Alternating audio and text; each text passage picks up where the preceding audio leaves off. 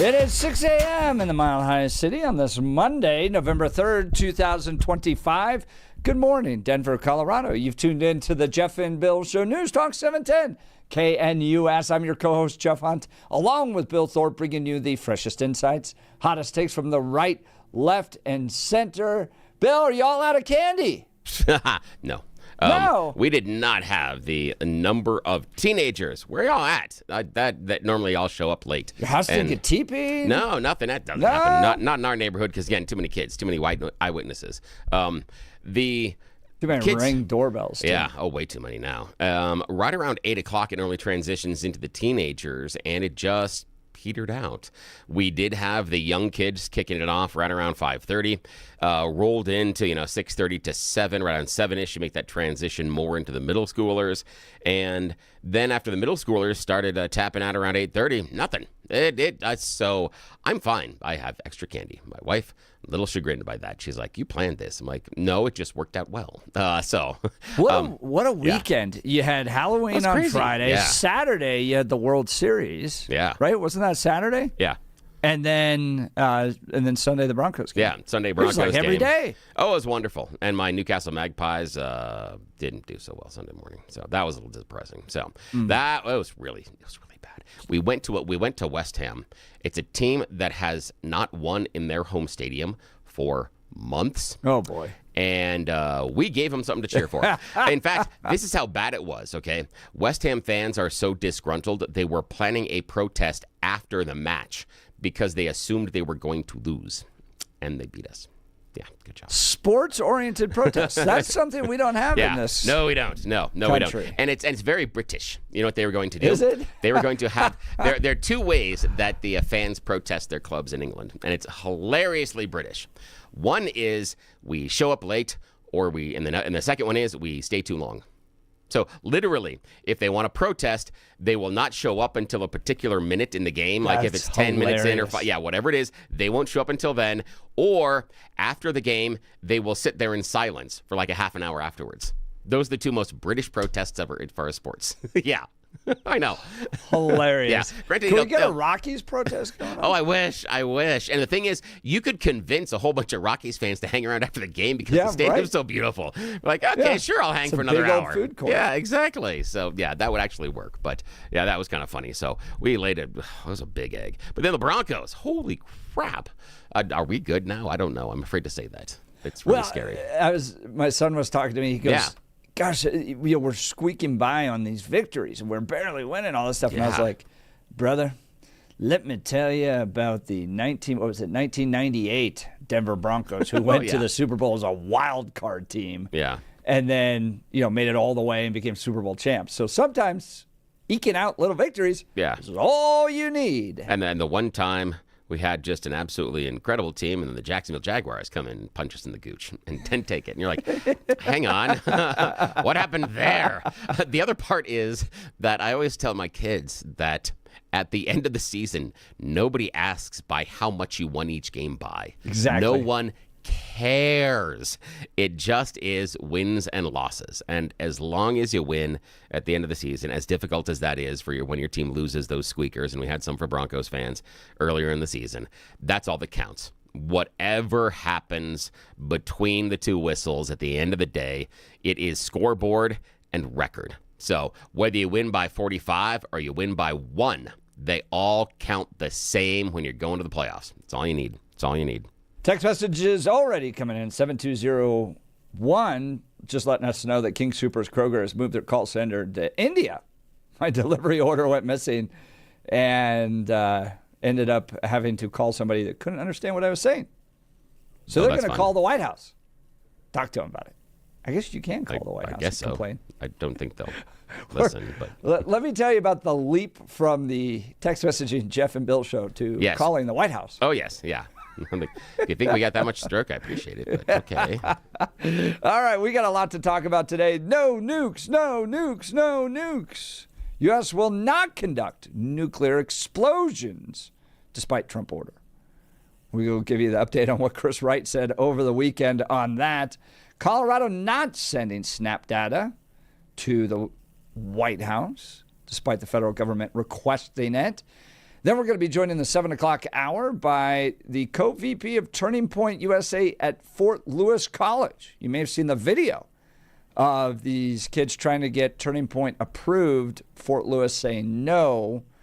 We're going to talk directly with the students from Fort Lewis in the 7 o'clock hour. Speaking of education, Amanda Thayer and Tatiana Sturm are going to join us as they are running for school board of the Cherry Creek High School, or Cherry Creek School District, not just Cherry Creek High School, but the entire school district.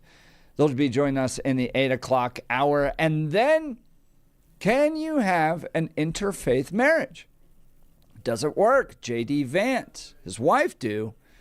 A little bit of headlines coming after some comments he made regarding their interfaith marriage. Can you be married?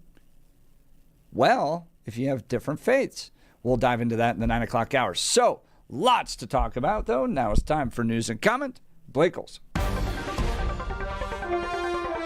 Blake Olson. Blake Olson, news and comment.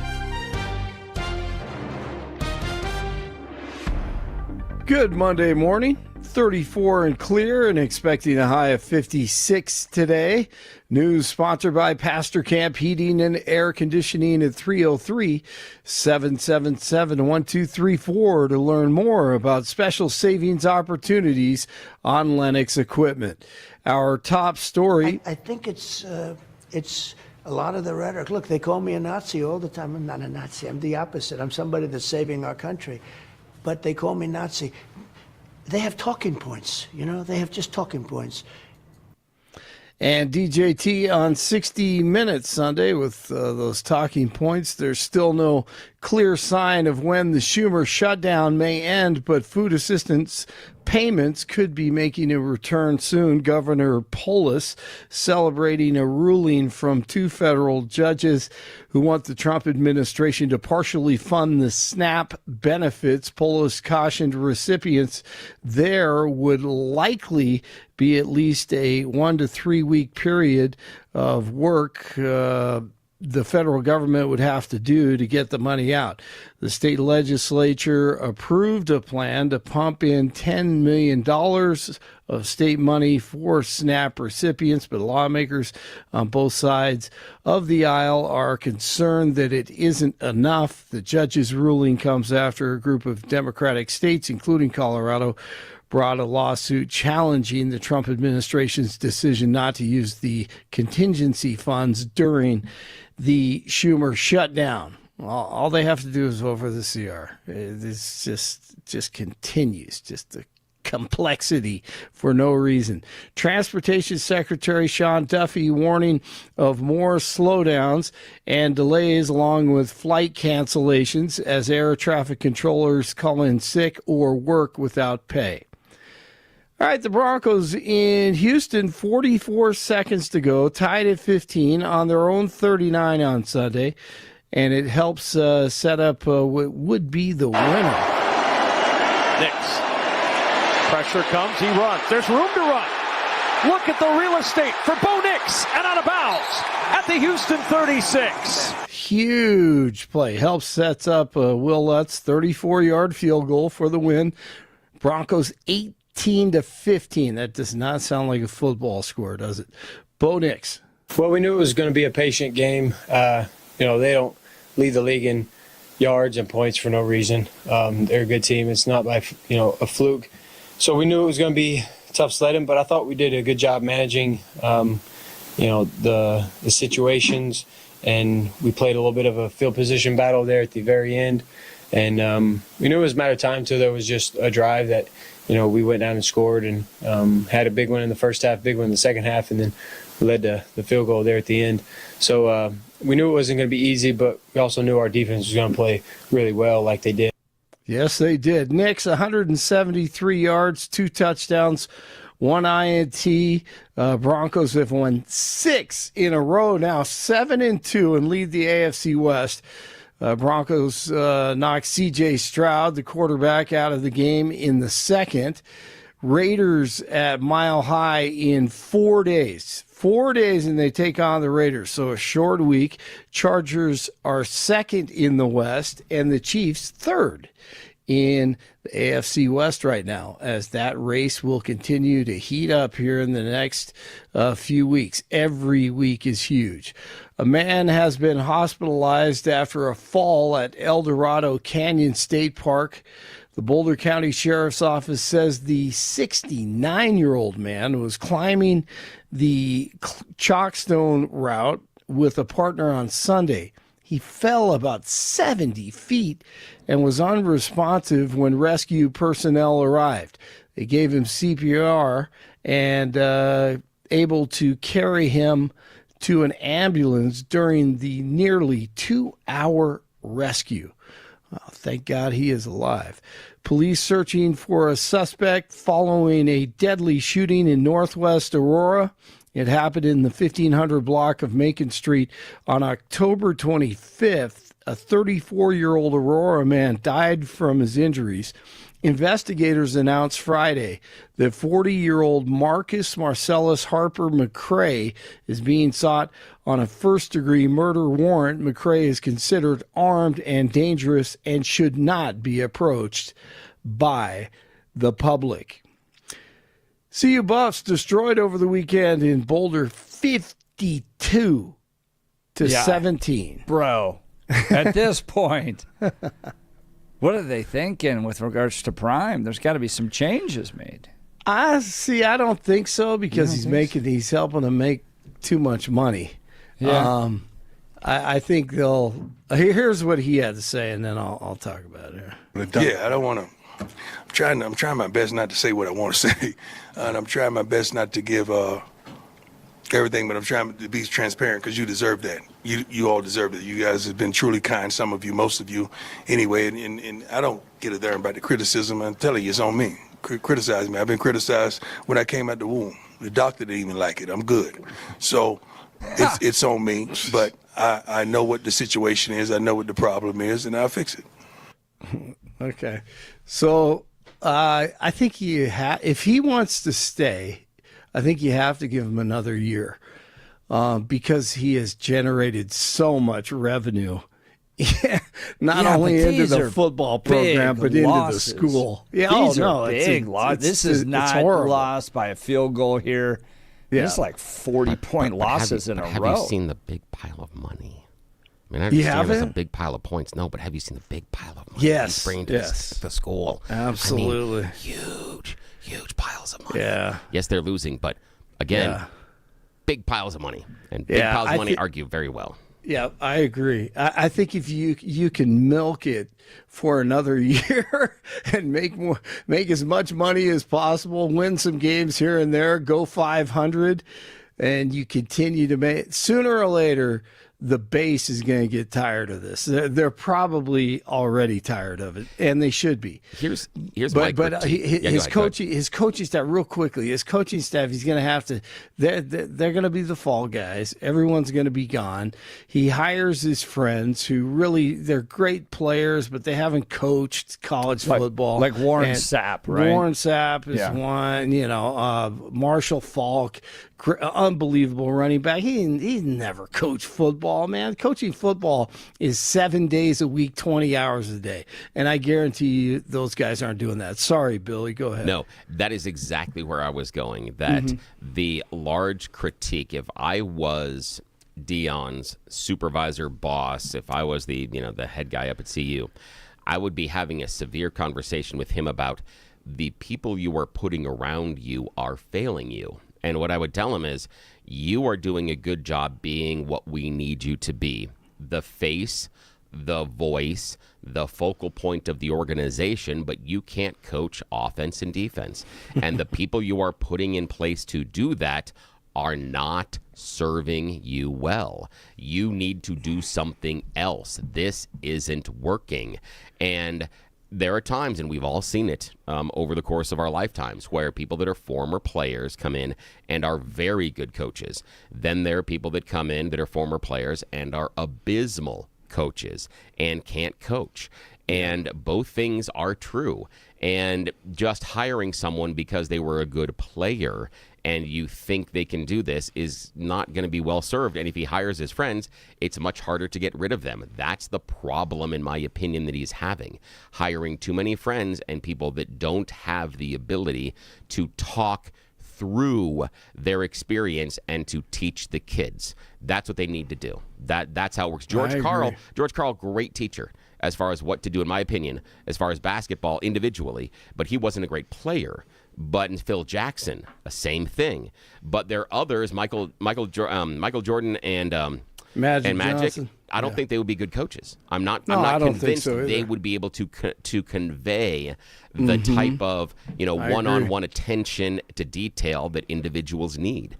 And so I think that's the problem. Is it's Deion's coaching staff. Who he's picking to be around him is not serving him well. He's got to do a better job there if he wants to keep the job. Well, and don't get me wrong, I don't think he's a good coach either. But you hit the nail on the head. Yeah. You hit the nail on the head. You're here to be the billboard. Yes. That is what, and you do a great job of that. Can I get that job? Yes. Oh, I know. It's a great job. I'd love to be a billboard. It's fantastic. It is wonderful because all he has to do is he has to be the personality. He has to be the face. He has to be the person that gets all the interviews. And he gets all microphones. Walk around to the boosters, shake some hands. That's right. Yep. Absolutely. They don't know the difference. No, and you throw people like Sapp and Falk on your team in order to draw recruits, but you give them a minor position when they're coaching individual players and individual things. Marshall Falk should be talking to linemen. He should be talking to linebackers, and he should be talking to defensive backs about how to cover a running back.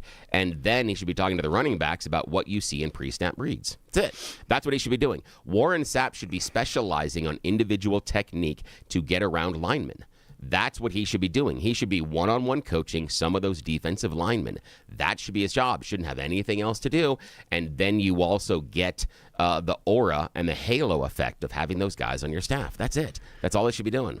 I have met very few great players who are willing to stay in the office and watch video for 12 hours, 2-3 times a week, and come up with a game plan and go through every period of practice, prepare for every intricate detail that you have to go through. And I heard something that Prime said, I can't believe I'm calling him Prime.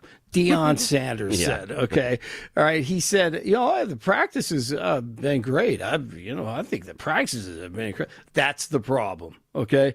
I've heard very few coaches say, oh yeah, the practice, man, every coach leaves the practice field saying, God, it wasn't what I wanted it to be. It was a good practice. It wasn't great all week. We had some ups and downs, and you never feel prepared. Leading up to every Saturday, you still feel like you could use another hour of practice. And I just, it's a mess. It is a total mess. They'll have to throw all the assistant coaches under the bus and the coordinators. And then you keep him, try to, continue to make as much money as possible, go 500 or earn a bowl trip. And then we'll see what happens next year. But then again, he may say, no, I'm done coaching. And the thing for me is that when he says that, hey, we had a good week of practice and then get blown out in the game, that to me is an indictment of your practices and your ability as a coach, because you were on the field and everything looked fantastic, and when you showed up on the field against an opponent, you got the wheels blown off you. So whatever you were practicing during the week was mostly worthless. You guys could have stayed home and played Madden the entire time and probably could have lost by just as much. So how much time did you waste on the practice field trying to perfect things that weren't working? Saying that you got a good week of practice and then you get housed is not a good thing. That's like whatever you are practicing is wrong. Right. That's awful. They may want to start with tackling drills because I saw about 50 missed tackles in that game. I mean, it was a second or third play of the game, and there were three or four. That big wide receiver the that tight Arizona had. end, Yes, that big dude. Yeah, he just shrugged him off. He looked like he was Rocky playing in the halftime event at the Broncos Stadium when they're playing the little Pop Warner kids. I mean, he's just like shaking him off his legs, running by him. I'm That's true. Any of you? I mean, is it just what? We have the JV out there today? I don't know. It was not good. Hey, listen, speed kills. It's true that speed kills, but you also have to block and tackle. Yes, that is true. What wins. Yeah, that does. That is what wins. It's strangely important to tackle the other person with the ball. It's kind of important in the game. As even some NFL players were reminded of this weekend. That happened. I'm looking at you, Cincinnati Bengals. I'm looking directly at you. That's funny. Yeah, all of they decided not to tackle. End of the game. Good job, guys. Well done. All right, 35 in Westminster, 34 in Englewood, 36 in Denver.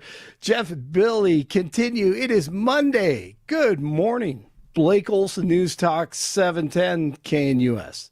The Denver forecast here on 710 KNUS this early Monday. Clear skies, temperatures right around 40 degrees as you start the day. For the rest of your Monday, expect sunny skies, mild temperatures near 65. Tuesday, sunny, back into the low 70s with lows down to 40. Weather brought to you by L&L Heating and Air Conditioning. For quick, trustworthy, and dependable service, call L&L Heating and Air Conditioning at 720-851-1691. Visit them online at bestdenverhvac.com. That's bestdenverhvac.com. You'll be comfortable with L&L. I'm day weather meteorologist Patrice Sutter in the 710 KNUS Weather Center.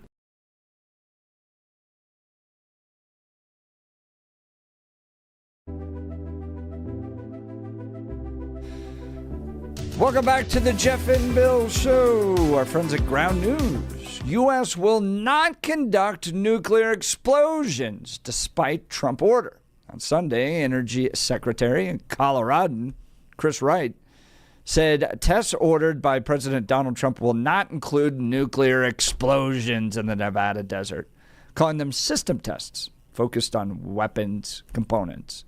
New York Times talked about that when Trump first made that comment that he might just be mentioning, because it came through on a Truth Social post, he might just be talking about the components around it because Russia is testing their missiles, not necessarily the warheads themselves, but the missiles. Yeah, delivery systems. China, same thing too. So maybe Trump's talking about that. Following a social media announcement last week, President Donald Trump posted that he had instructed the Department of War to restart testing U.S. nuclear weapons after decades without detonations at Nevada National Security Site. Using simulation and computation, Wright said, with our science and our computation power. Computation power. We can simulate incredibly accurately exactly what will happen in a nuclear explosion. And the tests will verify weapons set up without detonations. Defense Secretary Pete Hegseth said on Friday the Pentagon is moving quickly on the president's directive, while the Kremlin warned Russia will resume testing if the U.S. does, and lawmakers and international observers urged transparency. The treaty record shows the U.S. signed but did not ratify the Comprehensive Nuclear Test Ban Treaty, and Russia and the United States together hold around 90% of global nuclear weapons. I'd said back then that I thought this was just more of a message sent to Russia than anything else. And but yeah, no mushroom clouds out on the horizon. Yeah, no, which no glass is exactly what we talked about. Creation. Yeah, which was not going to really happen. And again, if he was doing this to, rattle his saber and show how big and tough he is to Russia and China, they both looked at him and went, "You're not blowing stuff up. Shut up." This. It was another one of those things that where they look at him side eye, kind of like, "Do you understand what you're talking about? That probably you mean something else. Even though you're doing this thing about testing the nuclear weapons, probably means systems and other stuff, and that's fine." And also, I'm sure that both Russia and China went, "You haven't been testing them?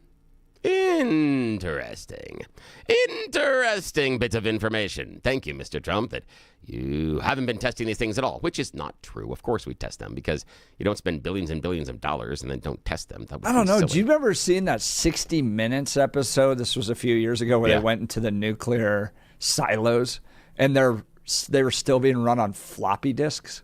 Oh, yeah. But that's an upgrade problem. That's a thing that we don't want to spend.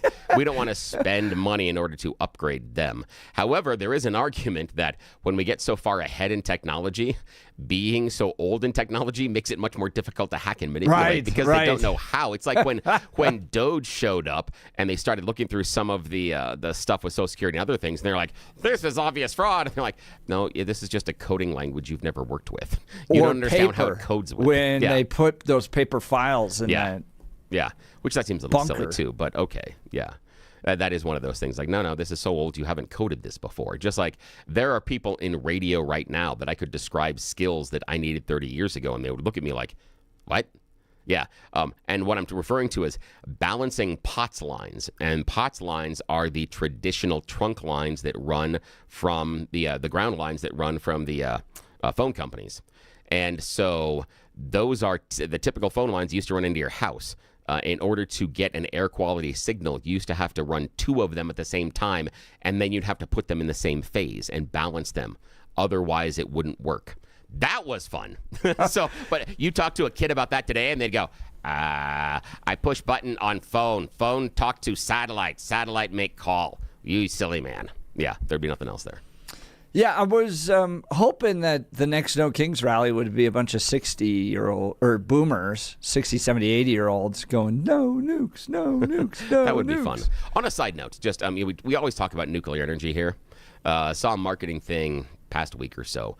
Absolutely hilarious. Person said, one of the worst things that nuclear energy ever did is take their name from a bomb. If they would have called it something else, probably could have sold it a lot better.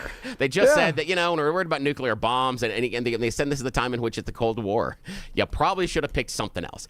Anything else would have been better. And it was a symposium kind of a thing, a conversation about how important marketing decisions are at the core based on naming things. And the person's like, what do you mean? And he goes, nuclear energy. He goes, what? He goes, they named it after a bomb.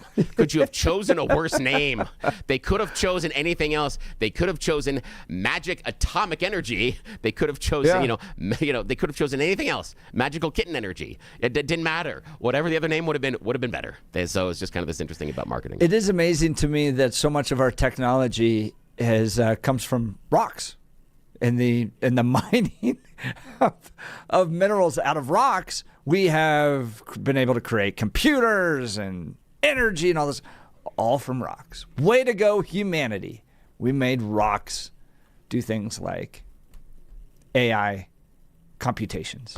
All right, would love to hear from you. Give us a call, 303-696-1971. Text us on the Dan Caplis Law text line at 720-819-5115. Jason in Denver on the text line reminding us that it could be worse with regards to CU football. We could have Jordan hanging around all day on the field. Not Michael Jordan. Jordan, Bill Belichick's girlfriend. Yeah. At least you didn't make that bad move. I mean, at least there is another worse celebrity coach out there. It makes us feel better as CU fans. It makes you feel better. That's right. All right, let's talk Black Eyed Pea of Colorado, locally owned and run by Steve and Michelle. I love this restaurant. I took my daughter, who's 16 years old, to Black Eyed Pea the other day, and she was so happy. She was like, Dad, this is the definition of comfort food. So she was thrilled. She got one of the spuds there. And she was remarking just about how nice it is to eat at a restaurant that doesn't try to cut corners and serve you lower quality food. And then she went into a big diatribe about how terrible Chipotle is these days. But she's like, Black Eyed Pea, it's just quality food. Locally owned and run by Steve and Michelle. They've got 8 locations. There's sure to be one near you. We drove by it, Bill, Sunday afternoon after church. Yeah. We were going to visit my mother-in-law. And the Black Eyed Pea in Parker was completely full. The parking lot, wonderful. Completely That is a wonderful treat after church. I'm just saying. Yeah, That's exactly. a great idea. To get the kids, hey, quiet. Stop talking and goofing around. We'll go let you order dessert at Black Eyed Pea. Come We'll on. let you get the giant chocolate cake. Exactly. Yes, we're all going to have lunch. We'll have a late breakfast or early lunch, and you get the giant chocolate cake. It's a wonderful motivator. Thanksgiving's going to be here in less than a month. And you can be thankful that you don't actually have to cook if you don't want to. The Black Eyed Pea will be open on Thanksgiving Day from 10 a.m. to 4 p.m. We'll be serving your favorite holidays food, roast turkey and stuffing, glazed country ham, slow-cooked pot roast, and your choice of 2 sides. For dessert, choose between pumpkin and pecan pie or the cherry cobbler. Perfect for the whole family. And heads up, holiday catering is available if you're doing that family gathering at home this year. Black Eyed Pea gift cards are always perfect for your spouse, birthday favors, or holiday presents, or as a thank you to someone special. Get them a gift card. My family loves this restaurant. All 3 generations do. I know you will as well. Keep it in Colorado. Make it Maha, locally sourced. Visit Black Eyed Pea near you. All right, we'll continue. Phone line starting to light up. You're listening to The Jeff and Bill Show. This is Denver's talk leader, News Talk 710, KNUS.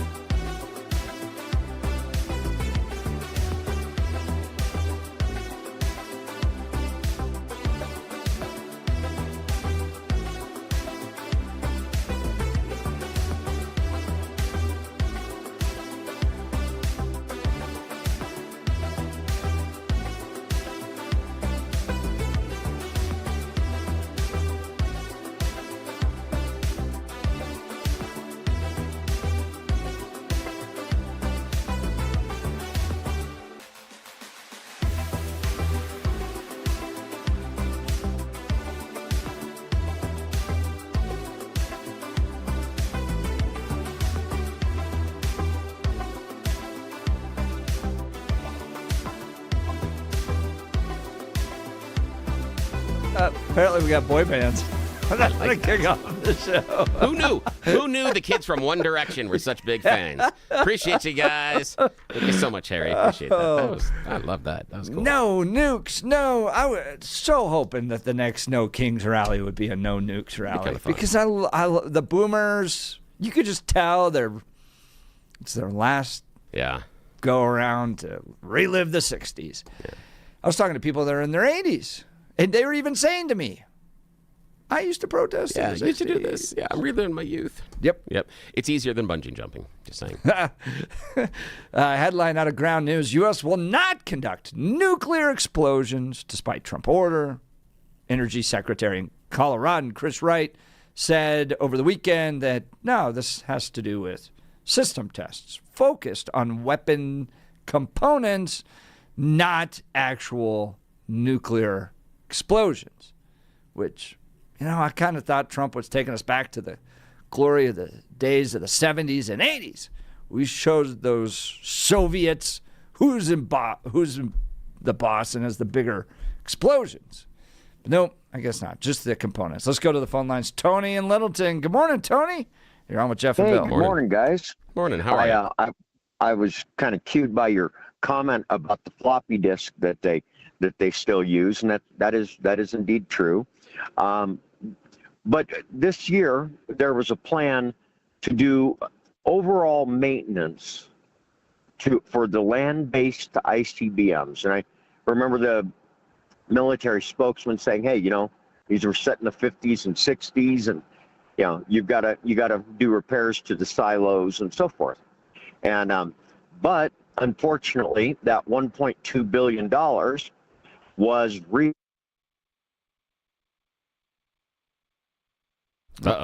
lost you, Tony. So that you said the gone. Wait, you said the $1.2 billion was and then we lost you. So where did the $1.2 billion go? Hopefully into our accounts. Oh darn, not our accounts. It was Can you hear me? Yeah, I got you now. It was reallocated to do the work to convert the plane from Qatar. So that budget is gone and delaying the maintenance program. So, it's just ironic that it's coming at this time that now they're saying they're going to test systems when they were really going to do maintenance to all those systems this year. So it'll be interesting. You follow that story, you see where that goes. Well, and we're also building new things like the Golden Dome. That'll never work. Yeah, I'm not sure that the Golden Dome is ever really going to happen, but here, nonetheless, just thought I'd share that. You guys have a great morning. All right, thanks, Tony. Thanks. Bill, let's pull up the audio on the Colorado not sending SNAP data. This was kind of interesting from Brooke Rollins, who's the Secretary of Agriculture, I believe, USDA. She says that on her first day as USDA Secretary, they asked every state to send their SNAP data so they could make sure that illegal immigrants weren't getting benefits meant for American families. 29 states stepped up, 21 states refused, including Colorado. And 2 have even sued the Secretary of Ag for even asking, why would you ask us for these lists? So this was Secretary Rollins over the weekend on Fox. Day one of USDA, February 13th, is we sent letters to every governor in America being very clear that no illegal aliens can use SNAP. 0, 0, 0. We asked every state for the first time in history, and this was in February, to send us their data and let us, with DOJ and a war room, actually start going through this data to better understand how this explosion of SNAP benefits happened under Joe Biden. We increased almost 40% on this program in just a couple of years under the Biden administration. Of course, we know they were trying to buy the election, but that's a conversation for another time. And since we have asked for that data, 29 states have complied. Of course, almost all the red states, a couple of couple blue states too. But in that data, and I haven't talked about this yet publicly, in that data we've studied about $100 billion in spend. We have found thousands and thousands of illegal use of the EBT card. We have been moving people off of SNAP. We've got almost 700,000 people, I think, we've moved off just since the president took office. We've arrested about 118 people. So this has been ongoing. But, Rachel, to your point, what this conversation has allowed is a national spotlight on a broken and corrupt program. We found one guy in 6 different states getting a benefit. We found about 5,000 people that are dead who are still getting benefits. Like, it is time to drastically reform this program so that we can make sure that those who are truly needy, truly vulnerable, are getting what they need, and the rest of the corruption goes away and we can serve the American taxpayer. That's Secretary Brooke Rollins, USDA. Now, Bill, we have about 600,000 Coloradans that are on SNAP, and the state has engaged in 2 activities right now in light of the government shutdown. One is that they have allocated $10 million, which I think will cover like a week or $2 on for SNAP. It's not going to cover much. It won't even get the whole month done. So you have $10 million state funding going to SNAP. They're suing. They're part of an effort with a number of other states to unlock reserves that exist at the federal level, but that won't even get through, I think, barely a month of SNAP funding. So you have that going on. But meanwhile, Colorado not sending SNAP data to the federal government, which is just wild because that's federal dollars. That's the fact that they're not responding with data for the federal government that's providing the money. To be clear that no dollars are going to illegal immigrants, which I know in Colorado, they absolutely are. So we're in a position now where people are not getting their money. The state's diving in, is already in debt, diving into an additional $10 million to try to fund that, using the power of the Attorney General to sue the federal government, and then not providing the data to the federal government so they can make sure that illegal immigrants aren't getting it. And then they're not getting, the people on SNAP aren't getting the money. Welcome to our government. The thing is, with that that explainer there by Secretary Rollins, I didn't hear really be that clear outlined how many illegals are there. Because she talked about thousands of illegal uses. But those aren't illegals because we can have American citizens that are fully qualified using them illegally. Correct. And that's who she details out. Yeah, but not but illegal 21 immigrants. States haven't. Yeah, but again, this is the idea, though, is if the idea is we're finding all these illegals that are getting this, that's not what the numbers are showing. And she also says they don't have the numbers. But they don't have the numbers. No, she said already they found not a bunch of illegals. And that's all I'm talking about. In red states that are already going to make sure that illegals aren't getting SNAP. It's the 21 blue states. But the other part is she talks about a 40% increase. 40% increase of what? And the only reason I'm asking about that is I can't find a 40% increase. There wasn't a 40% increase in beneficiaries, and there wasn't a 40% increase in benefits.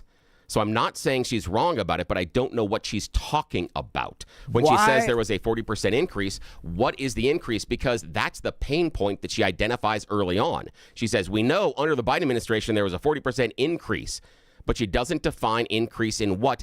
And I could just be too stupid at 6:44 in the morning here on 710 KNUS to figure it out. But so far, my little tappy with the Google machine and other search engines don't show a 40% increase in either beneficiaries or benefits. All right. So I'm curious. We're beating the statistic to death. And she may be wrong in that.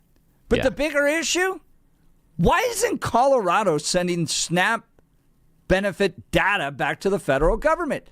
This is like the flock camera issues. They know there's illegals here. They know money's being spent on illegals, and they're doing their best to hide it. That's why the state won't send it back. This isn't their money. This comes from the federal government. The federal government has every right to know who the heck is getting the money. And Colorado's not sending that data back?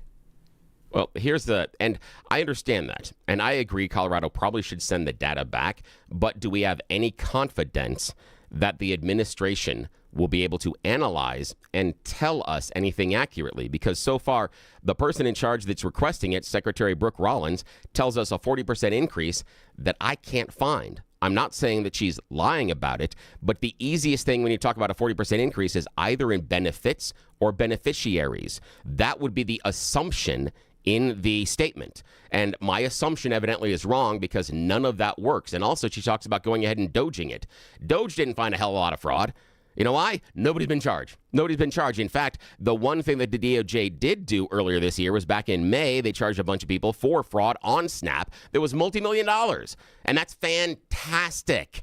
And that could be part of the pool of the illegal use that the secretary is talking about. But that's not based on the lists that they got from the states, nor any of their analyses by Doge of the process. So can we even touch the process when we have seen so far demonstrated to us Doge numbers were off? So would we even trust them to do the maths right? Would you even trust them? Well, then why wouldn't you just send it to them anyways? Like if you're concerned that they can't do the math right or they're not going to find any fraud, well, who cares? But in this case, the state of Colorado willing to dive into its own reserves, take $10 million out to continue SNAP when John Hickenlooper and Michael Bennett won't vote to open the government. They're willing to send their attorney general out to sue the federal government to open up their reserves. But can we just make sure that illegal immigrants in the state of Colorado aren't getting SNAP benefits, which they are not legally allowed to access in the first place? No, we won't send that data. Yeah, right. I agree with you. The Colorado should send the data, but they also should do the back end work and understand that the administration likely will find that 2 + 2 = 5. And they better be able to demonstrate on the back end, no, the interpretation of what you think is illegal or an illegal alien might be incorrect. But I agree with you. They should send the data. There's no good reason to not send the data, even if the White House administration can't figure out what 2 + 2 is. 6135 texting in. What is the amount each month on SNAP? Well, it's based upon circumstances, but Bill, we looked that up. I think it's it's about $83 a week. $83 is what, per person. And that's households. Normally, it's 83. Yeah, households is normally around 83. Household. I think so. I think it's 230. It's like 300 something. Yeah, I think it ends up being about $83 per household is what it ends up in on average. But I will look at that again and we will correct if necessary. Jacqueline texting in. Good morning, fellas. Your subject right now is what I was talking about last week. They're going to have to investigate and go dig deep for the numbers. Jacqueline, you are exactly right. Monthly household benefits average $356, which would be $80 and change. Average person is about $190 a month. $190 a month. Yeah, that would be person, but households would be about $356, which would give you that number we're working with last week, which is about $82 a month is more or less what we're not month, a week, sorry. Yep. A week. So again, yeah. Join the conversation. Would love to hear from you. I think Colorado is trying to hide the numbers. I think they've been giving SNAP benefits to illegals. Look what the city of Denver did. My goodness, they spent taxpayer dollars on 6 months of apartment living. For illegal immigrants, they provided lawyers and workforce training and even their own debit cards from the city of Denver. We also provide education, health care for illegal immigrants in this state. So the idea that we're not providing SNAP benefits, give me a break. Of course we are. And the reason they don't want to send this data back to the federal government is they know they're going to get caught. That's why all these blue states are hiding this information. Give us a call, 303-696-1971. Text us on the Dan Caplis Law text line at 720-819-5115.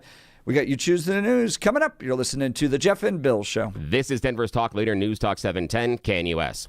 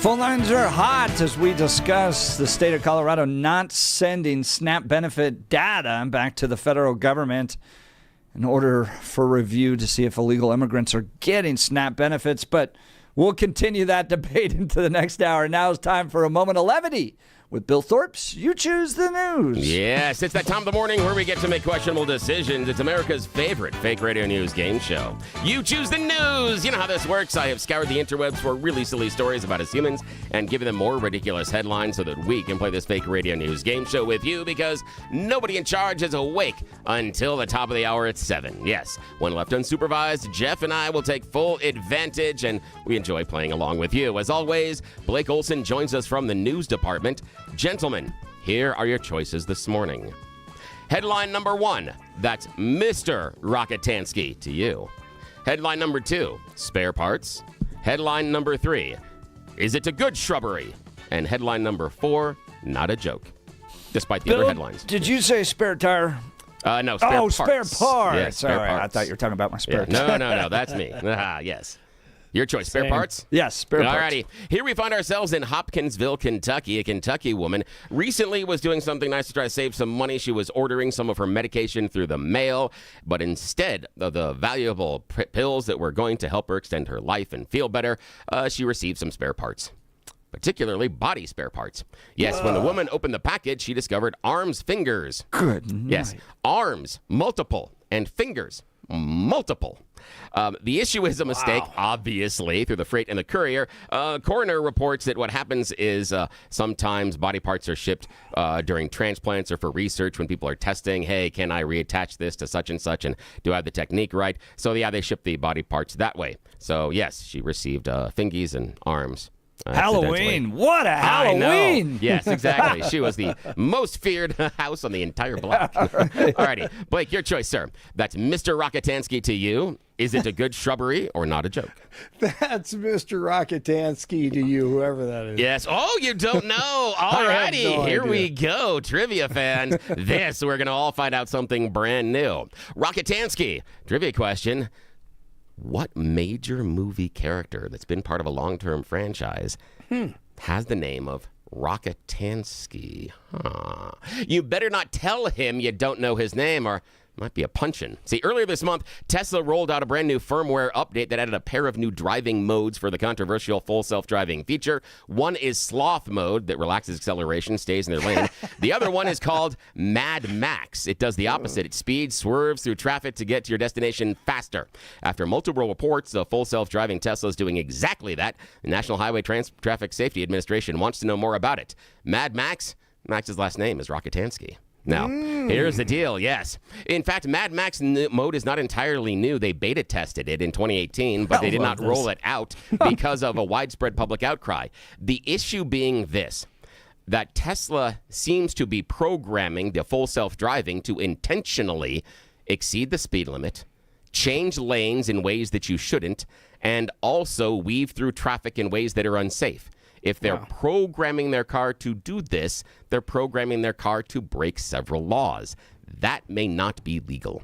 This is breaking the law. This is also the idea of Tesla having dozens of complaints of the EVs running stop signs, crossing oncoming traffic when operating under full self-driving. In fact, there's even a robotaxi crash that is rumored to have happened in Austin recently, and Tesla's not sharing any of the data. Alrighty, final choice this morning. There's a Beavis and Butthead episode coming where they turn on that mode. Final choice, Jeff. Is it a good shrubbery or not a joke? Not a joke. Yeah, not a joke. Group of researchers studied which language is best understood by artificial intelligence, and hold your Polak jokes, it's Polish. The team of research tested how well several major AI language models operated using different languages. English only ranked 6th. Polish ranked number 1. Chinese, near the bottom. Very complicated. Alrighty, that's it. Back to you, sir. All right, we'll continue the debate. Plus, we're going to talk with Fort Lewis College. Turning Point USA chapter denied there. You're listening to The Jeff and Bill Show. KNUS.